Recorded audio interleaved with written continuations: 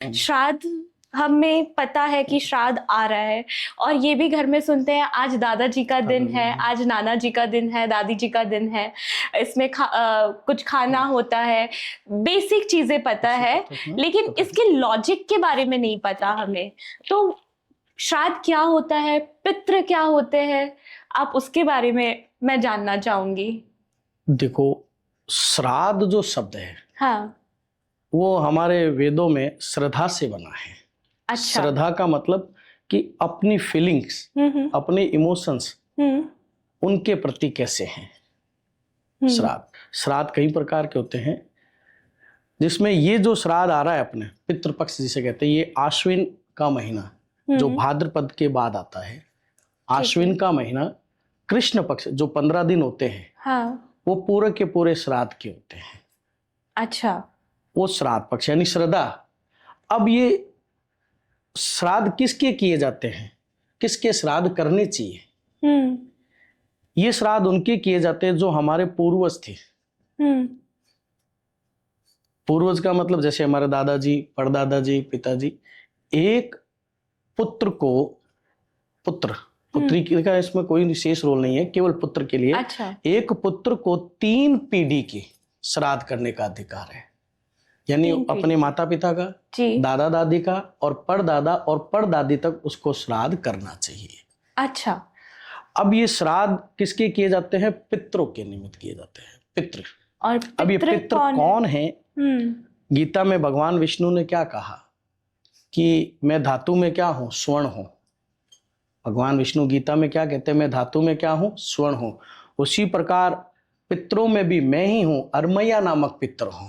गीता में भगवान श्री कृष्ण ने कहा है कि पितरों में मैं ही पितर हूं, और वो भी कौन सा पितर हूं? अरमैया नामक पितर हूं। वो क्या होता है? भगवान विष्णु है पितर। अच्छा। और पितरों का स्थान परमात्मा से भी ऊपर दिया गया है। अच्छा। पितरों का स्थान परमात्मा से भी ऊपर है।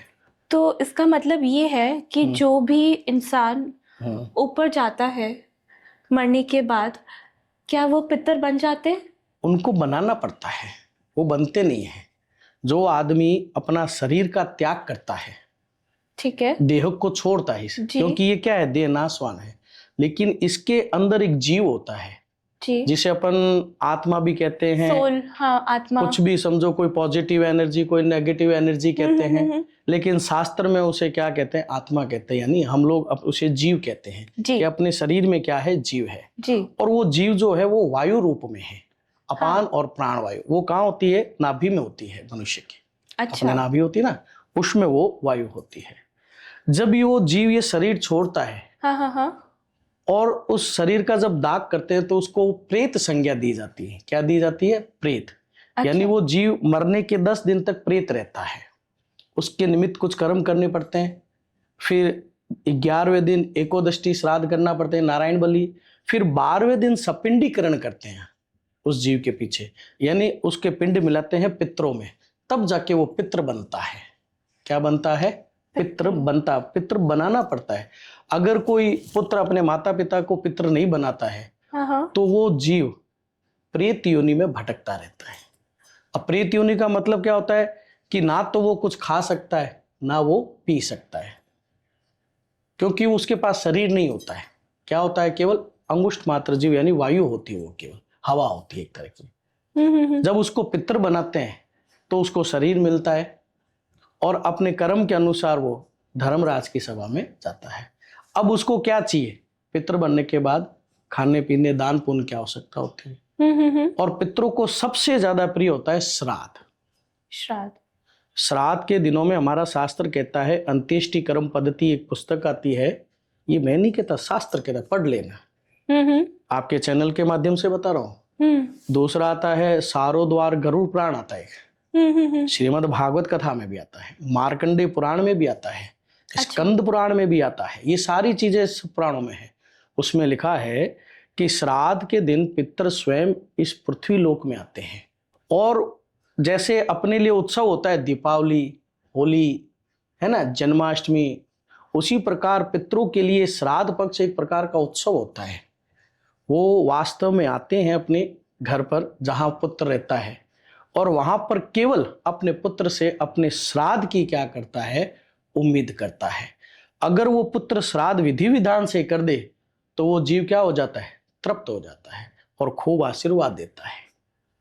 अगर तृप्त नहीं होता है तो वो क्या देगा, वहां पे उसके मन से बुरा ही निकलता है। जैसे एक छोटा बच्चा होता है ना, माता पिता के लिए बच्चा, वो अगर कोई चीज की मांग करता है, अपन दिला देते हैं तो उसके लिए माता पिता क्या हो जाते हैं, बहुत ही सब कुछ ही, है ना। और वो ही अगर नहीं दिलाते हैं हाँ, तो उसके लिए माता पिता क्या हो जाते हैं, खराब है, गंदे हैं। गंदे। मेरा खुद का बच्चा है 3 साल का, कोई चीज मांगता है तो मैं उसे मना कर देता हूँ तो वो मुझे कहता है गंदे हो पापा, और वही चीज दिला दे तो मेरे पास फट के दौड़ के आ जाता है और गले लग जाता है। बिल्कुल।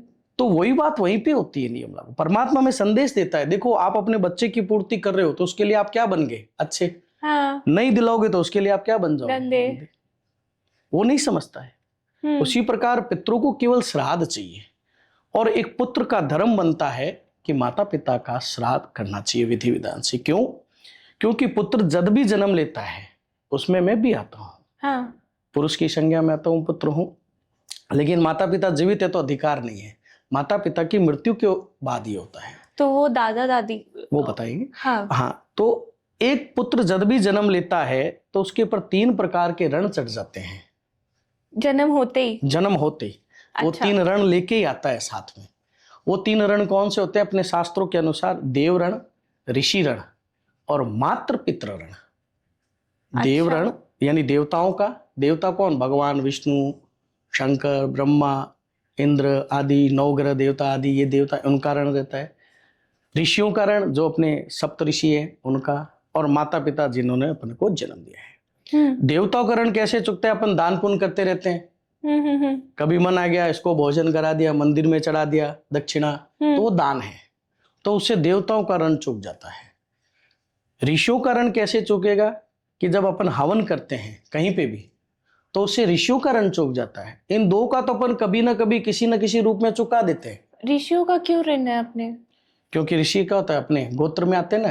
जैसे अपना गोत्र क्या है, जैसे किसी का कश्यप है, किसी का भारद्वाज है, किसी का कपिलांश गोत्र है ना। तो ये कहाँ से आए अपन? वहीं से तो आए हैं सारे, पीढ़ी दर पीढ़ी। हाँ, वो भी एंसेस्टर हो गए हमारे, तो उनका भी तो ऋण चुकाना पड़ता है। जी जी जी। तो इसलिए वो क्या, उनका वो किससे खुश होते हैं? ऋषि हमेशा हवन करने से खुश होते हैं, क्योंकि उनका काम क्या है? हवन करना, पूजा पाठ करना, उनका कर्म ये है। तो जो चीज उनको चाहिए वो अपन दे रहे हैं तो वो क्या होंगे? खुश। हाँ, और उनका ऋण चुक जाता है। कब करना चाहिए? कभी जब अपने घर में मांगलिक कार्यक्रम होता है, जैसे विवाह होता है, अपन यज्ञ हवन करते हैं। अमावस्या के दिन करना चाहिए। एक षष्ठीला एकादशी आती है उस दिन करते हैं, करना चाहिए। घर में कोई भी मांगलिक कर्म जैसे उद्यापन करते हैं, एकादशी का, पूर्णिमा का, उस दिन हवन करते हैं। गृह प्रवेश करते हैं तब हवन करते हैं, उपनयन संस्कार करते हैं तब करते हैं। तो किसी न किसी रूप में जब भी अपन हवन करते हैं तो वो बड़े खुश होते हैं। अच्छा, तो उनका भी ऋण चुक जाता है। अब बच्चे कौन? माता पिता।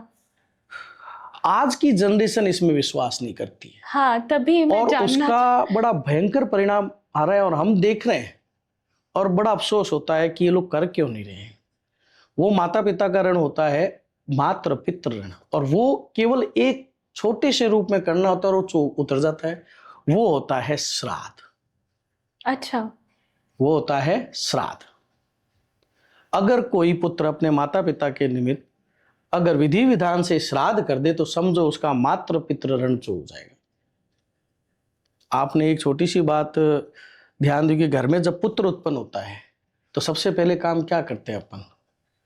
कि थाली बजाते हैं। थाली बजाते हैं। लेकिन पहले पुत्री उत्पन्न होती तो क्या थाली बजाते? नहीं। क्यों नहीं बजाते? कभी इसके बारे में सोचा है?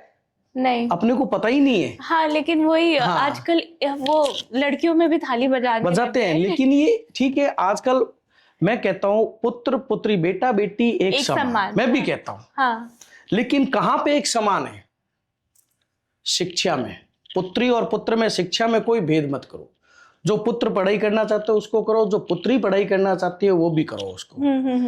पिता की संपत्ति में भी उसको बराबर का अधिकार है। बिल्कुल। जो पुत्र का है वो पुत्री का है। माता पिता के प्रेम में भी उसका उतना ही अधिकार है जितना उस पुत्र का है। और पुत्री की हर एक मनोकामना, हर एक इच्छा पूर्ण करो, पुत्र की जो कर रहे हो। इनमें सब में समान का अधिकार है, लेकिन एक जगह पुत्र और पुत्री का अधिकार समान नहीं होता है, वो होता है मातृ पितृ कर्म में। अच्छा, मातृ पितृ कर्म में उसका अधिकार नहीं। क्यों?